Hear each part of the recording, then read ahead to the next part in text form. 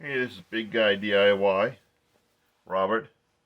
I told you with the purchase of Diode Dynamic light setup that fit into the factory housing of a F150 2007 through 2014 or 2015. I said I'd come back and do a review of the light. Since using this, I've got over 700 miles on the light. I did over 600 miles in a matter of 2 days with this fog light going up north towards the Canadian border. So I want to talk about some pros and cons of the light itself. The road types I went on were from rough dirt roads to curvy back roads to the freeway. Some of these roads had high sides to it. Some of them the road was level with the sides, and other roads we had what we call ditches on the side, which means the road is elevated higher than the ground on each side of the road. In regards to conditions, I had an opportunity to test these lights through wet conditions, through rain, heavy fog, semi-dry to wet, like moist roads. So you get like a patchwork of sometimes the road will be black and then all of a sudden it'll be dry and then black and dry. We call moist roads typically. The beam on these lights is definitely a wider beam, taller beam, much wider than my previous lights. There is some bleed off from the light. Like for when I say bleed off, LED lights usually in general, a good lens will have a very defined line across the horizon. With these, you do have a line, but there's bleed off, meaning there's light above that line. So it's not defined, but it's not obnoxious. So when you aim the lights, you have to be careful on how high you aim the lights going forward because of oncoming cars. So like I wouldn't use these lights in the city or in town. It's not necessary. I don't need to see. It's when I head up north. The throw to the sides is very wide and it works great.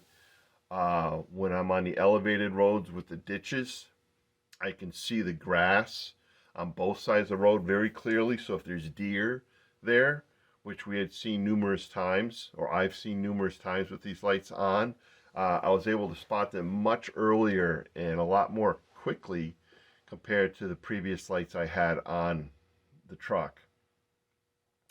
Also had an opportunity driving through thick fog, and yeah, there's definitely a reflection coming back to you, but it wasn't as severe as I thought it would be for a brighter light in general.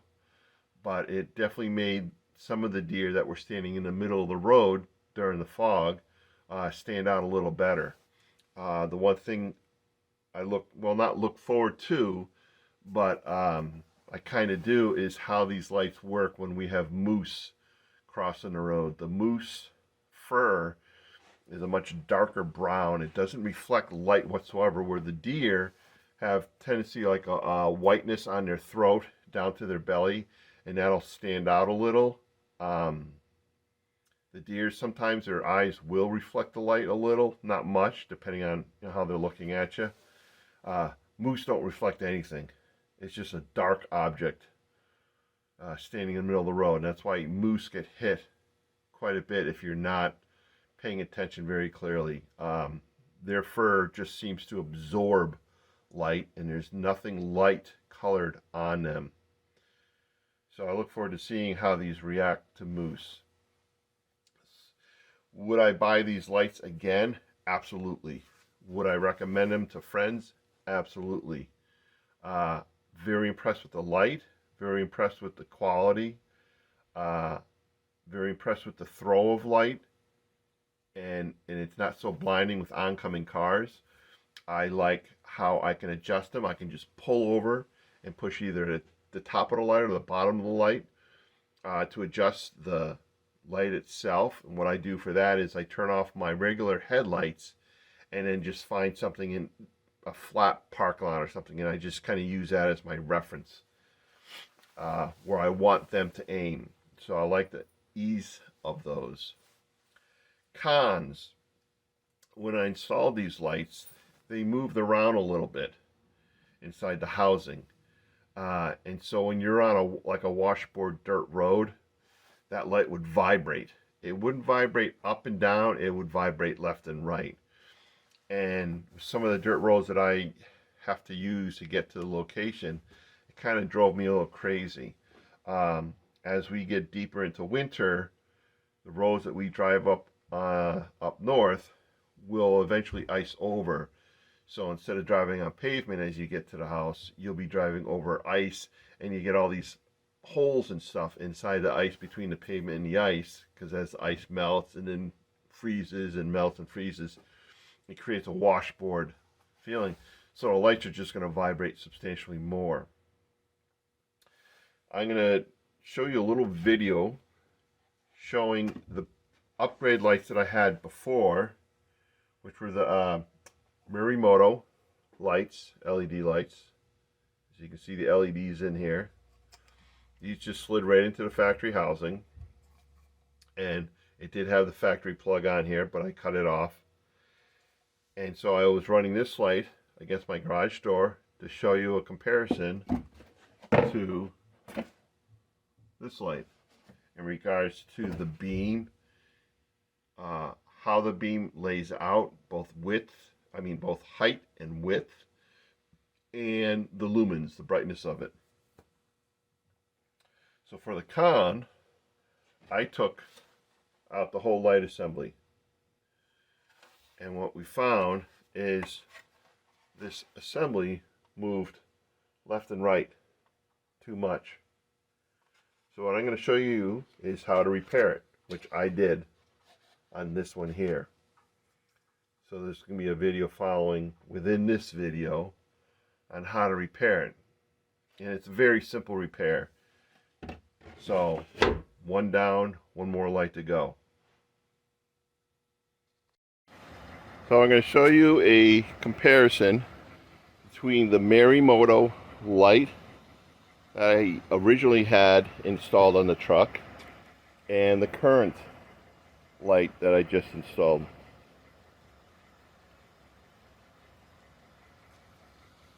So I have one lamp blocked. So you're only seeing one lamp on there. Next to it is the Morimoto lamp. So what I want you to notice is the beam pattern for this, how far out it goes, the hot spot. My truck is parked 20 feet back from the garage door, 25 feet roughly, and you can see how much further it goes to the left, the hot spot of the beam itself. And then you do have a carry-off. This carry-off, which is going through the stone wall, makes a very large difference when it comes to lighting up the left side of the road. Because when you have the right side on, it goes way off to the right, and it'll light up the ditch as well as the embankment on this side of the road, and it gives you a much wider pattern to light up for capturing deer or moose or whatever animals that are trying to cross the road. So we're going to turn this off and switch over to the Morimoto light so I can show you the difference. Now this is the Morimoto light. I'm at the same height as my current lamp, but you can see how much narrower the beam pattern is in regards to height, which is up and down, compared to, you know, going to the right side. Your beam is pretty much straightforward. In the camera, it's hard to distinguish it, but there is definitely a difference. Also, brightness. This beam is a lot less brighter.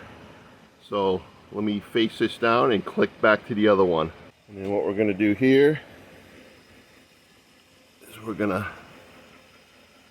put one above the other.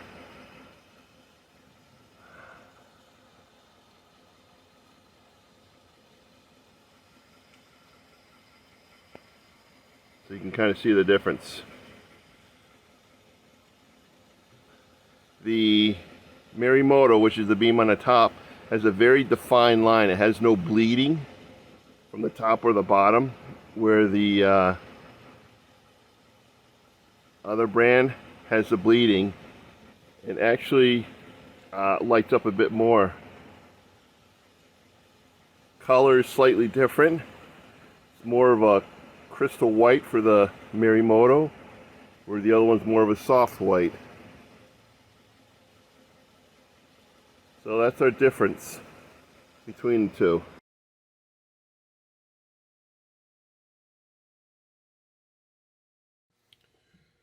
So what we're going to do is remove this one screw. I don't remember if this is American. It's metric. Of course, my numbers have all worn off, so it's metric. So we're just going to take the one off.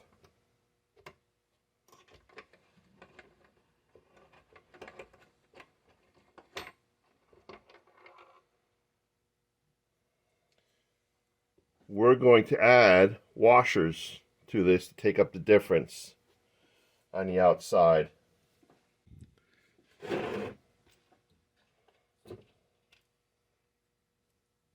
So what I'm using, because this is stainless steel, I'm using stainless steel washers. And what I'm going to do is just make this a lot thicker. So what I have here are 4 washers.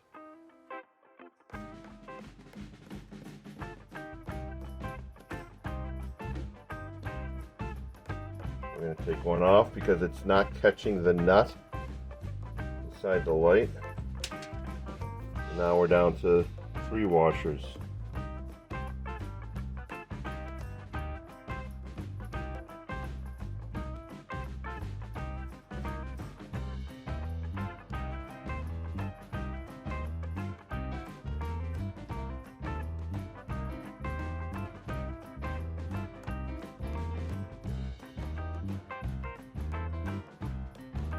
We've still got movement.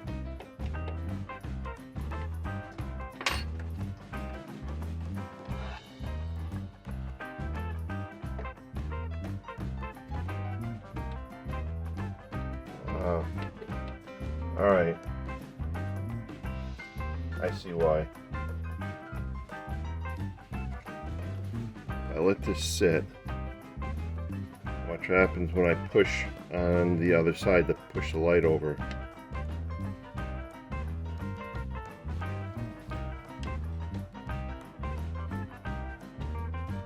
See, the housing is too long.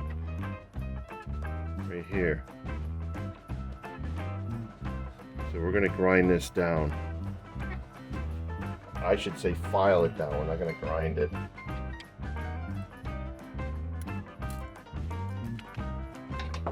Careful when you remove the light, because you got the nuts on the inside here. All right.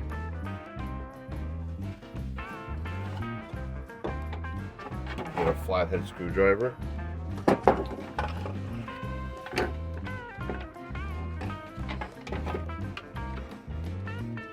Remember to bend this tab up.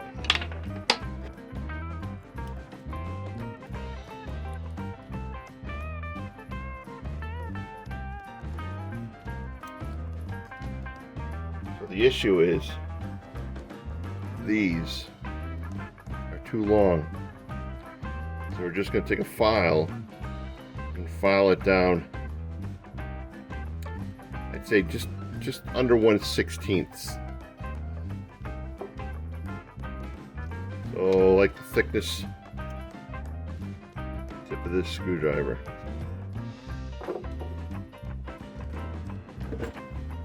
And take a marker and make a mark, so make sure I don't go down too low.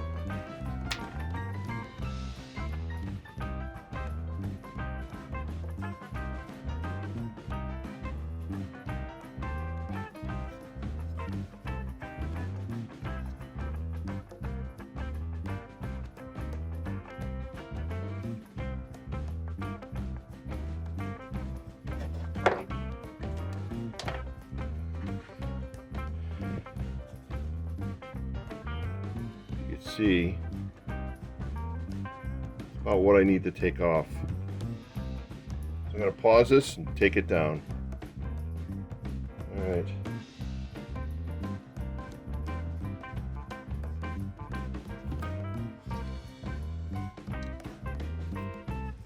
As you can see, I filed it down to my marker. We're going to pop this. We're going to pop our spacers back in.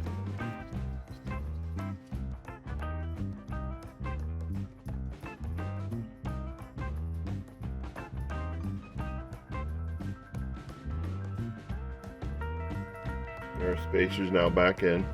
I was making sure they were aligned through here.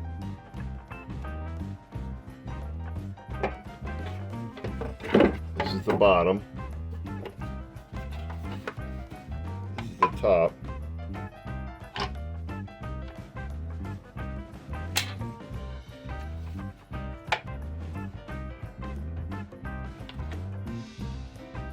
There.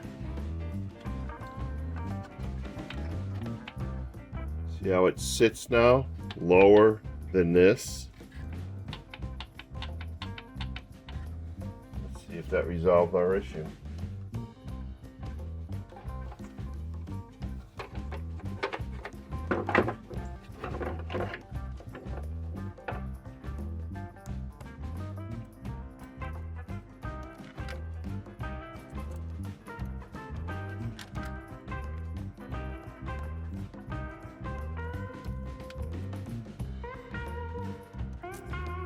And that was it. Now I have no movement at all going left and right. So it's the housing. Pull that out, file it down just the 1/16 of an inch, and that's it. So it sits below this leading edge on the factory housing. Yeah, no movement. When you put these screws on, remember all of this is plastic, so don't crank it really tight. Just make it really snug.